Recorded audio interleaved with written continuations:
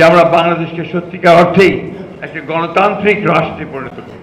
আমরা বাংলাদেশকে সত্যিকার অর্থেই একটি শক্তিশালী, একটা অর্থনৈতিকভাবে সমৃদ্ধ, একই সঙ্গে পরমত সহিষ্ণু একটি রাষ্ট্র হিসেবে আমরা গড়ে তুলতে সক্ষম হব।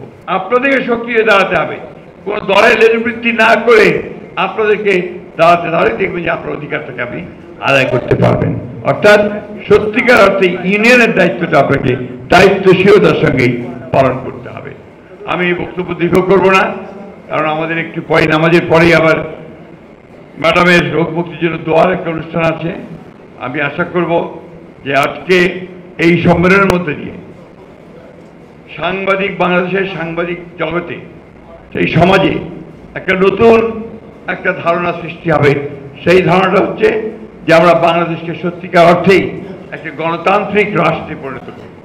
আমরা বাংলাদেশকে সত্যিকার অর্থেই একটি শক্তিশালী, একটা অর্থনৈতিকভাবে সমৃদ্ধ, একই সঙ্গে পরমত সহিষ্ণু একটি রাষ্ট্র হিসেবে আমরা গড়ে তুলতে সক্ষম হব।